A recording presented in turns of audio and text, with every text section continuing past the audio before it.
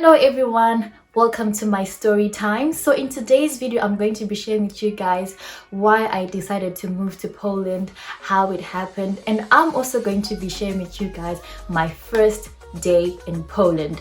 Although I've been here for 1.5 years, I remember everything as if it was just yesterday. So I like to do this type of videos because I know that a good amount of people who follow my channel are either planning on moving to Poland or they've already decided to move to Poland and they're just doing some research to know what kind of country it is. So I just like to do this video so that I can at least give you some insight, help you mentally prepare yourself in terms of what to expect and stuff like that.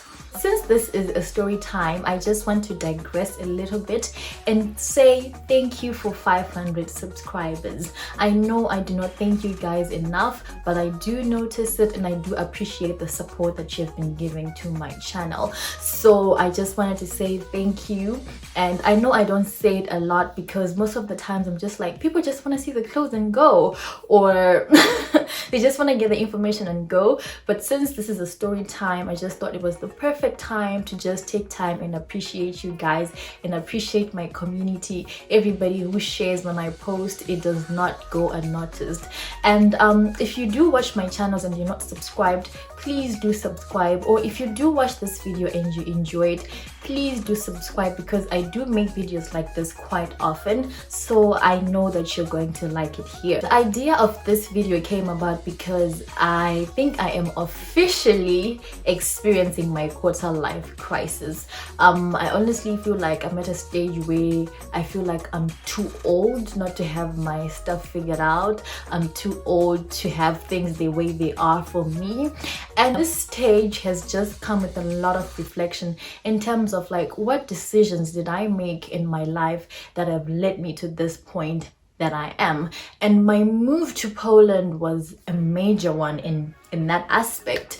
So I just thought, well, this is something that I can share with you guys since you guys like videos about Poland. So I know there's a whole cliche of, you're only 25, you're only 26. I'm closer to 26 than I was to 25 now. And you have your whole life to figure things out and stuff like that. But then knowing that really does not stop you from feeling like you're not progressing in life. It doesn't stop you from feeling like things are not going the way you'd like them to.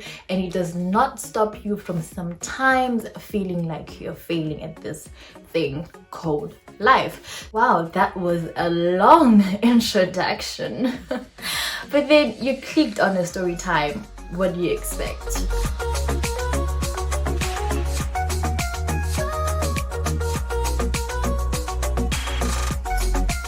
I think it's best to start this story with a girl who had just gotten her bachelor's. I had majored in business marketing and management. I did a double major, and just after that my parents were like, we think that you should, pursue your education further. I think it would be good for you to do your honors and if you would like to do your masters. But when I finished my first bachelor's, I was done with school. I never thought that 2-3 years down the line I would be back in school doing another bachelor's. Like, to me, I was done with school. So I was like, no, I really don't want to go back to school. I would like to work and stuff like that. So I had studied in South Africa and I ended up going back to my country in Zimbabwe. And luckily, should I say luckily? I don't know. It didn't take long for me to get a job after my graduation. So I worked at the job for a little while. And then that job ended up not working out. I stopped. I was unemployed for a little bit of time again, and then I got another job. I got my second job, and around that time, that's when things that started to really get bad in Zimbabwe. Like, your salary could be something today, and then the next day, it's literally nothing. And I was earning peanuts. Like, literally, I was at this dead-end job, earning peanuts. I couldn't do anything with myself. But then to some extent I was content because I don't know about you guys, but where I'm from, you go to school, and then you go to school, you get a job, and you leave from hand to mouth, that in itself to some extent is considered to be some kind of success.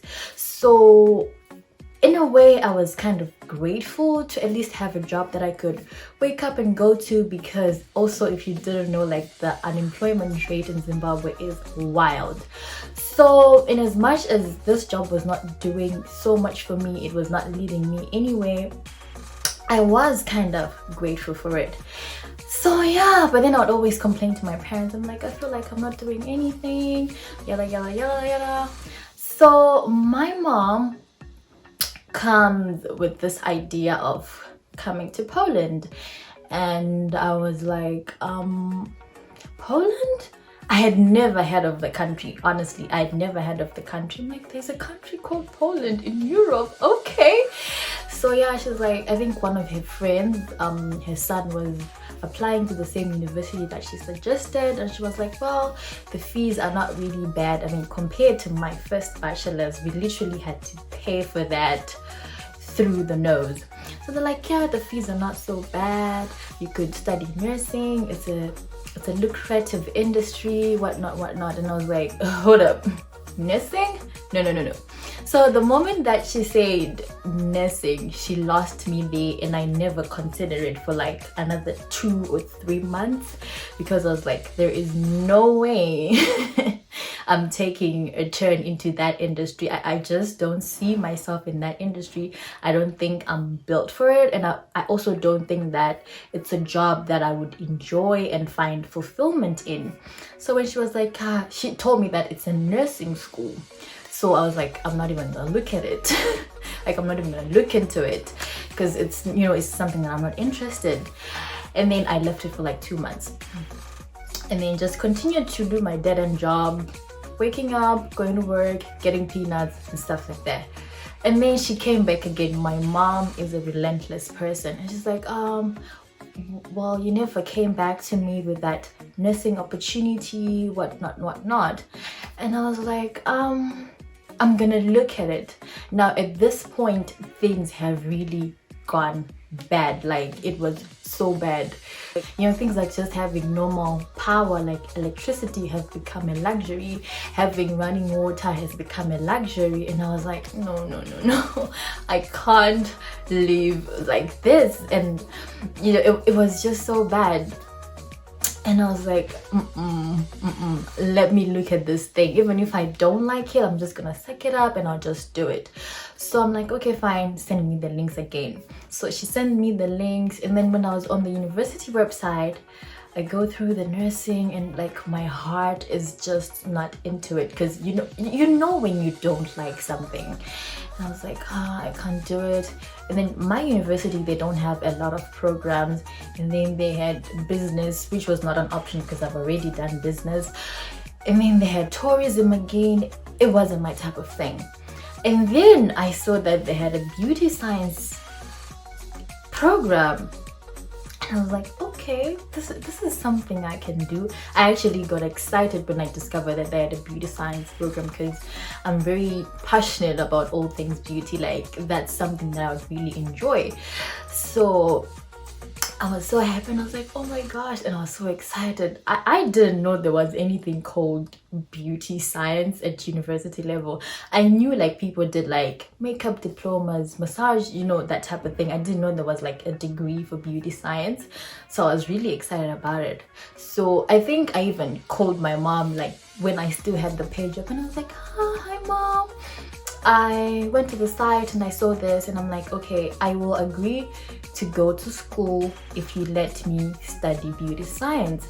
I don't know about you guys, but like most African parents, they like, you know, the conventional studies, like your normal business, being a doctor and nursing. Like, not many parents will be receptive of paying thousands of dollars into their child studying beauty science, if you get what I'm saying. My parents have never been the kind that would say to you, you have to do this or we're not gonna support you. Like, they always support me in whatever I do. Like, even if I decided to start selling bricks right now, they would be like my biggest cheerleaders. They've always been like that. They were like, of course, you can study whatever you want, you know, as long as you're out of the what they just wanted was for me to leave the country. It's like, of course you can study whatever you want. I talked to my dad, he agrees to it, and yeah, I apply, and then a few months later I was here. I did a whole video about how I got to Poland, like the process, the paperwork and everything. I will link it in the cards up here so you can check it out if you're interested in the process. So yeah, that's the story of how I ended up coming to a country that I've never heard of. Like literally, I heard of it, I learned of it, and then within 3 months I was applying to come here. So obviously, like, I was trying to like Google up the place, see what kind of place it was, but I don't know if I have terrible research skills or what, but like I just couldn't get any useful information, you know. So when I came here, like it was a blind decision, to be honest. I was like, you know what, it's a European country, we'll be fine, there's no way it's gonna be worse than this, you know, which was true also. So yeah, it was a blind decision, and everything that I've experienced has been a discovery. And I was like, okay, so this is the place, this is what they do and stuff like that. So now I'm just gonna take you through my journey of how I traveled from Zimbabwe to Poland, because I think on that journey I had some of the most cultural shocks that I've ever experienced in my life. Before coming to Poland, I had never been to other countries that were outside of Africa. So this was like literally my first time being in a country that is outside of Africa. And oh my god, as soon as I got my visa, it didn't even take me up to a week to be out of the country, because I was already late. Remember, like when my mom initially came with the program and stuff, I was reluctant. So by the time I got my visa, school had been open for like a month or two, so I didn't have time to be saying bye-bye to my friends and all that. Like it was get your visa and get out of the country. So yeah, I think I had to change my flights 2 times. Yeah, 2 times. So I had one from Zim to SA, that was okay. I was seated next to these other girls that were, I think they were going to SA for a holiday. That was fine. This is something that I'm familiar with. I mean, I'd done this before. They even asked me like, can you take us pictures? I take them pictures and everything. We converse. Before we know it, we're in SA. From SA, I got on a flight that was going to Qatar. Is it Qatar or Qatar? I don't know. But yeah, I got on a flight that was going to Qatar, and then from Qatar I would then go to Poland. So yeah, that flight as well was okay. I was conversing with the person seated next to me. I think my shock started when I landed in Qatar, and I had a 3-4 hour layover. So we're in the, you know, the lounge where you just sit waiting for your plane, because I think I arrived at an odd time, like 12 midnight or something like that. So yeah, we're seated there. I remember just being the only black person in that lounge where the flight was gonna go to Poland, and I was like, there is no way. There is no way. I'm looking around and I literally could not see any other black person. And I was like, oh wow, okay. Add to that, I didn't hear a single person speaking English. And you know, like if you've ever had Polish people speaking, they sound like they're fighting. I was like, wow, okay. Time to board comes, we get on our flight, and it's the same. I was literally actively looking for black people, and I could not see, you know, a black person around me. And I'm like, what? There are places like this? I've only ever been exposed to black people being the majority. So I was like, wow, okay. And then the fact that nobody is saying anything that I can understand, except for maybe the flight attendants and the captain. I was like, wow, okay. So we get to shopping airport in Warsaw, and I had like the worst airport experience ever in my life. So we get there and people are getting, like, what do you call it, like stamped into the country and stuff like that. Comes, I give the guy my passport, and then he says, are you here to study? I'm like, yes. And he's like, can I see your, I don't know, a letter that he wanted from school, but I had it, so I gave him. And he was like, but it says you're supposed to start school, on this date. Remember, I'm almost 2 months late for school. So then I gave him the extension letter that I also had, and he still wouldn't like stamp my passport. And then they called another immigration officer, and he's like, they take my passport and my letters from school. He's like, can you please follow me? I'm like, oh my gosh, what's going on? Are they going to send me back? And I am an overthinker, so like at this point my brain is making up the worst case scenarios and stuff like that. I'm like, oh my gosh, what have I done? Like, in my mind I had already been told, we're not gonna let you into this country, you have to go back. Like, that's the scenario that I had already created in my mind. I was like, ma'am, can you please come with me? So we go into this office, and he's like, we just wanna check a few things, because here it says that you're supposed to be starting school on this date, but then you're 2 months late, whatnot. And I was like, but I also have an extension letter from my school, so how is that a problem? It just didn't make sense to me. And then so I just sit there. Initially I thought like it was a race thing, and then by this time, because I think the time we arrived, our flight was the only one that had landed. So by this time the airport is practically empty. Like, everyone that I was in the same flight with, they've already gone, except me and this other white person.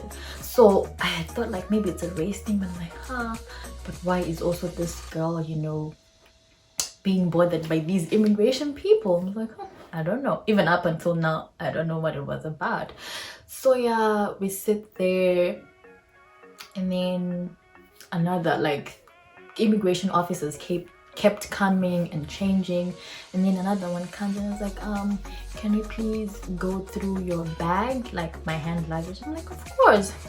They go through everything, and I'm like, oh my gosh, what's up with these people? And now you pack your bags yourself, and you didn't carry anything illegal or anything like that. But at this point I was just like, oh my gosh, what if I carry something illegal and then maybe they don't want it? And I'm like, but what in this thing? I think I had cosmetics and other stuffs.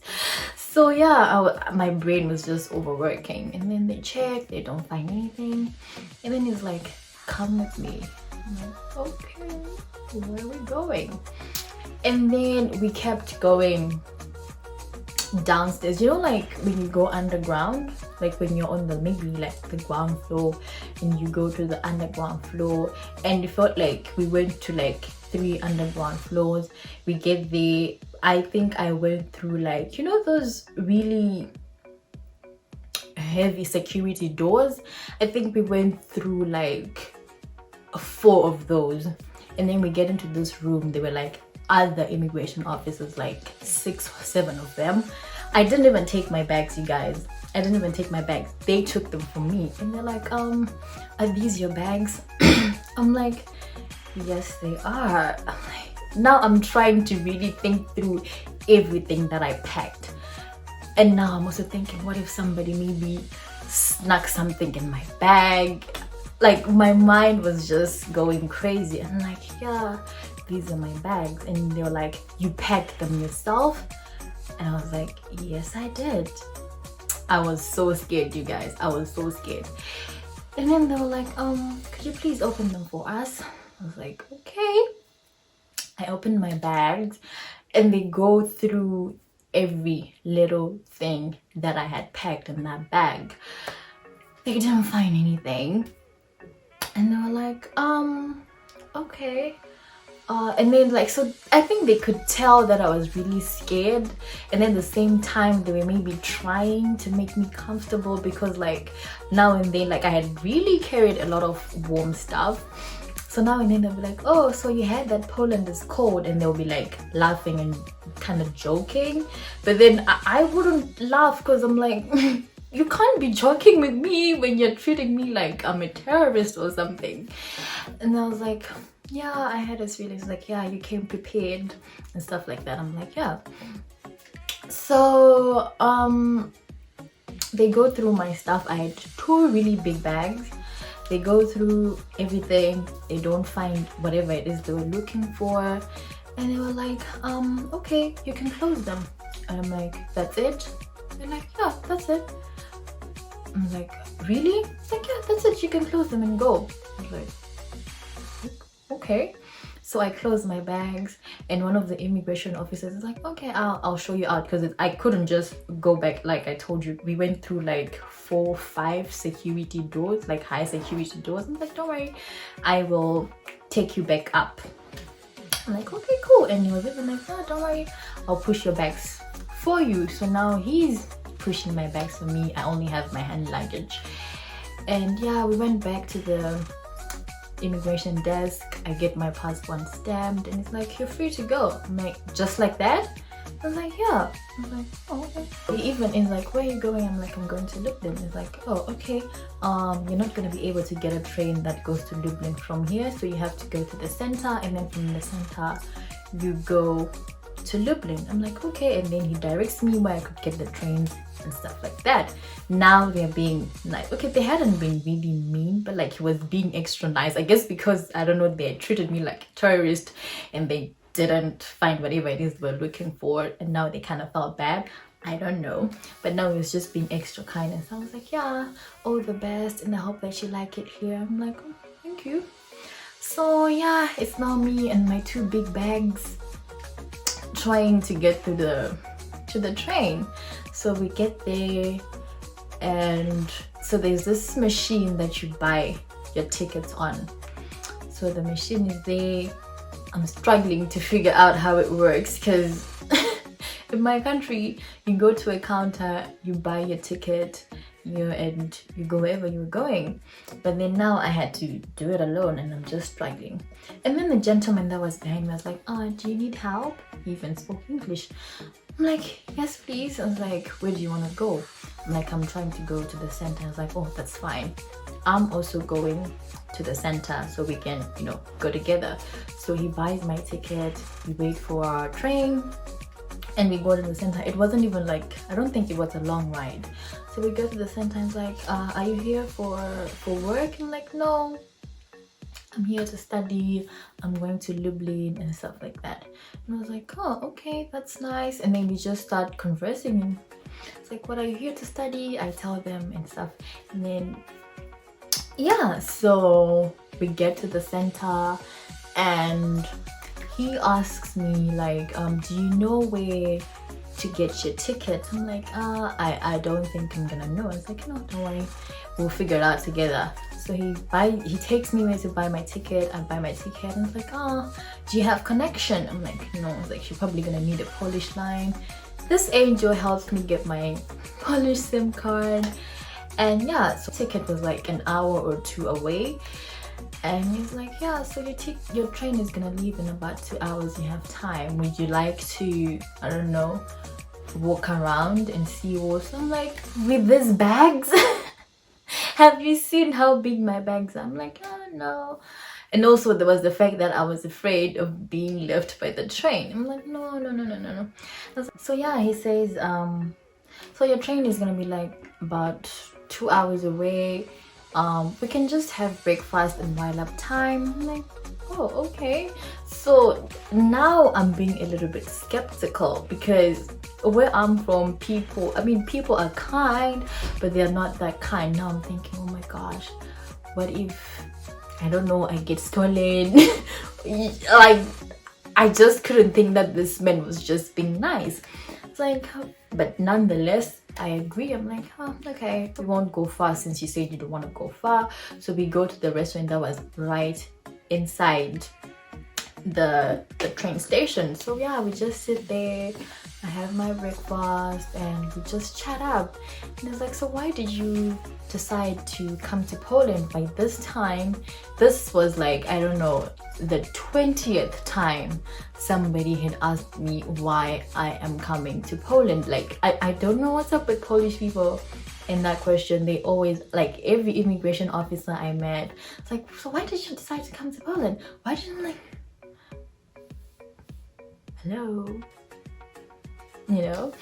But yeah, and so yeah, we just I told him, like, oh no, it was a little bit cheaper, it wasn't our budget, yada yada yada, and stuff like that. So yeah, we just chat up until like it was time for me to go for my train. I get my train and I'm on my way to Lublin. Warsaw is like it's a beautiful city. It looks like Europe. It looks like you're in the abroad. So I'm on the train on my way to Lublin. I'm sitting by the window and I'm just seeing the countryside. And if you ever seen the countryside here, it's not pretty. It's not even pretty. I'm like, oh, who would have thought that Europe has such unappealing places? So yeah, I'm just on my train and I get to Lublin. Now, mind you, I did not know anybody in this city. Like, I didn't know anybody from home. I didn't know anyone here. So for me, like, settling down was very hectic. So yeah, I get here and I'm just looking around. Everything for me was just so underwhelming.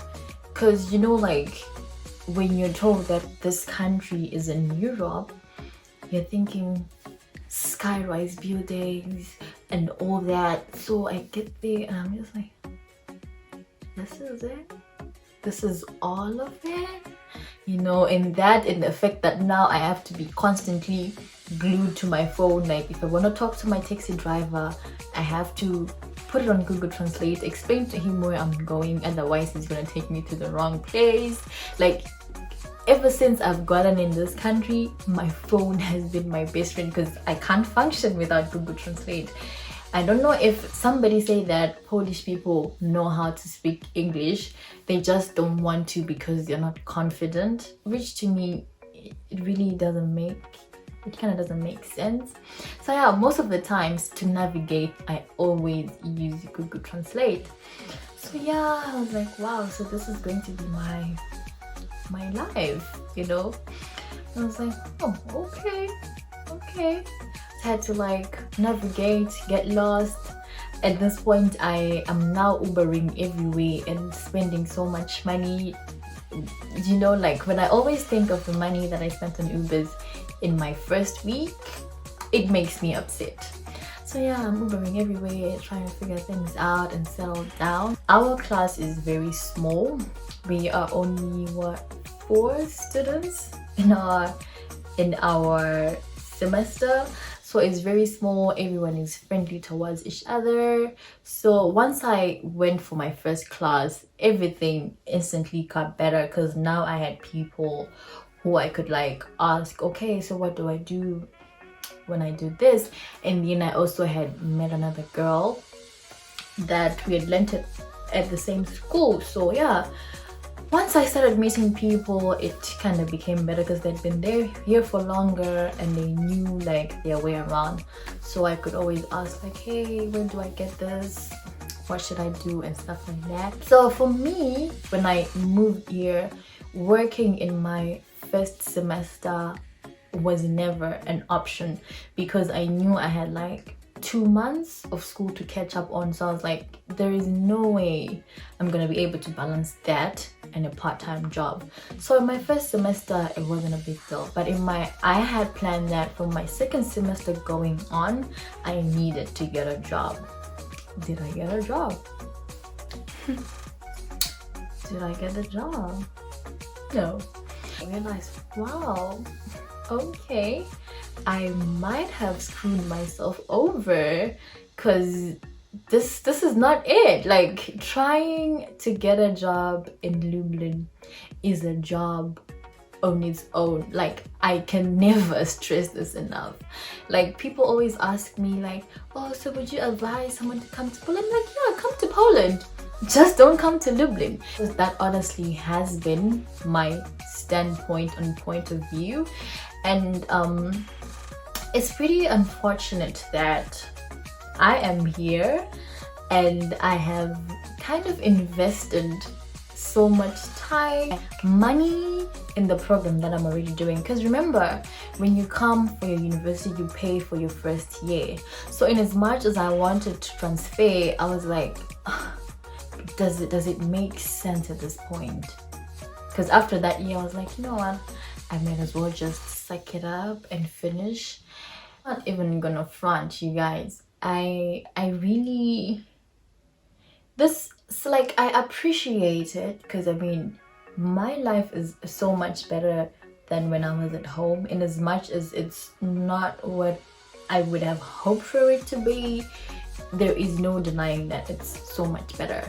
But then sometimes I feel like I could be doing more if I had just maybe decided on a different city, or even if I had decided on a different European country or stuff like that. Guys, that's the story of how I came to Poland and why I did it.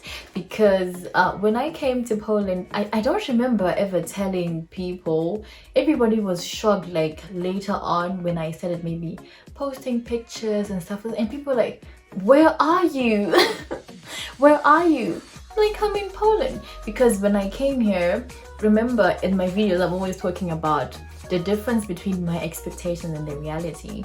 So when I first came here, like, in addition to the culture shock, in addition to like the whole city just being underwhelming to me, I literally became like a ghost. Like, I'm someone who's active on social media, I post, I do everything, but like for like a good 2 or 3 months I was quiet. Like, I wouldn't post anything, I wouldn't do anything. And then when I came back and I was posting, people were like, where are you? I'm like, I'm in Poland. It's like, when did you go? It was like, it was such a shock, because it was so fast, it was so unplanned. I never got to say goodbye to anybody. I just left, you know. But yeah, that's the story of how I came, and now we're here. I hope that you enjoyed my story time. If you do like this kind of content, which I don't think you do, please do leave a like and let me not speak for you. If you have any video suggestions, feel free to leave them in the comments down.